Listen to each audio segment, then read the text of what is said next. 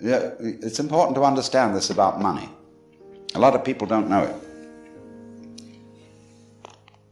Money is a measure of wealth. Money is not wealth. Money is like inches. Dollars, let's say, are like inches. They are a way of measuring real wealth, which consists of material resources plus energy plus intelligence. That's wealth. Money represents it.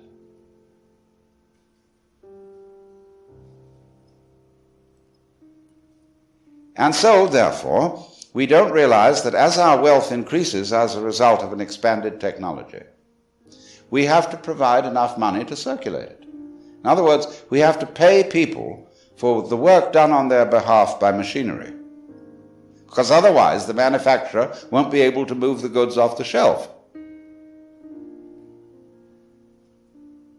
Now that seems an outrageous idea, frankly in disaccord with the Protestant ethic. You mean give people money? Where's the money going to come from? Well, money never did come from anywhere. It's like asking, where do inches come from?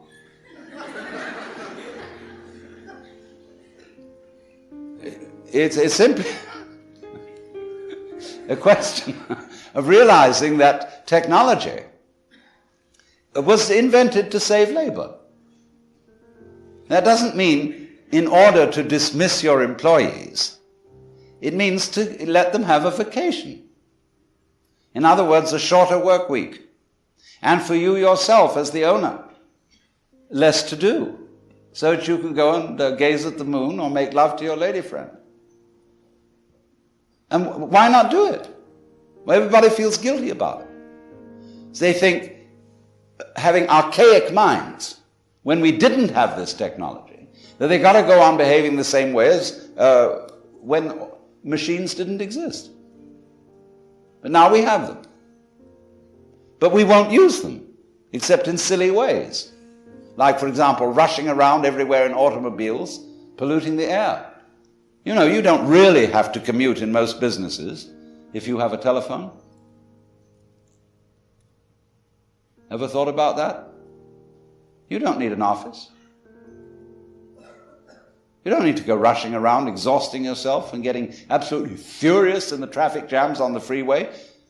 You know, we're all getting furious about things we can do nothing about. You know, we read the newspapers and look at TV and see the disasters occurring all over the world and feel upset and mad, and there's nothing we can do. Well, why waste your time? Pick up the telephone. It saves you the cost of a secretary, the fag of mailing stuff, sticking stamps on it, going down to the post office. And if you count up all the hours, you'll realize that the electronic method of communication, that is the technology, is much less expensive than the ordinary way one goes about things. It's like an automobile is a mechanical imitation of a horse and carriage. It's completely irrational. Now, I was referring to the fact that everybody needs money.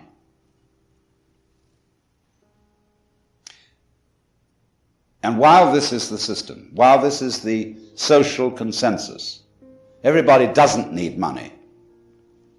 But while it is the social consensus that that's what we all need, let's be frank about it.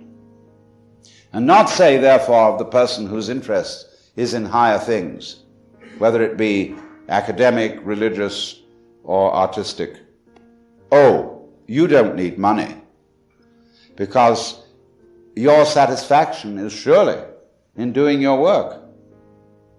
The only people who need money are the people who are miserable at their work. Because they're there to make money. Let's drop the hypocrisy. The scholar, the artist, in this context where everybody has to have money to live, needs money just as much as everybody else and should be paid accordingly. This applies particularly to the teacher in the schools.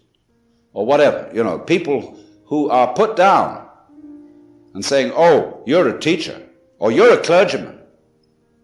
You don't need money because you live on the Spirit.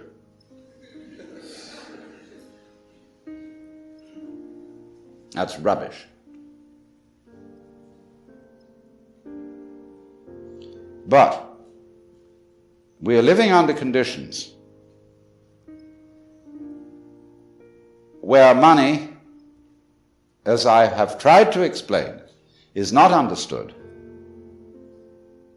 where it is not seen for the fiction and the useful fiction which it is. And so what do? We have income tax, which is the most absurd system of accounting ever conceived. Have you ever figured out what it costs to pay income tax? Not just the tax itself, but the cost of paying it to yourself and to the government. It's colossal. And I raise the question then, why do it at all? Why doesn't the government simply take off the top as much money as it needs and issue the rest? It'd be much simpler. All the silly business that torments everybody would be cancelled. And the Department of Internal Revenue and all its officers, they needn't be frightened of losing their jobs, because they could simply be the officials who work it the other direction. In other words, they could be the dispensers of the money to everybody to pay them for the amount of work done by machinery on their behalf. I mean, doesn't that make sense?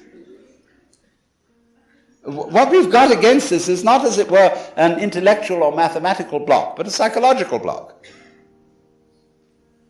And don't see that that is the inner meaning of technology.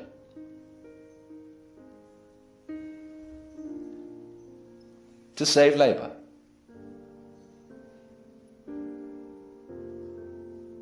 And there, of course, we get into great metaphysical depths.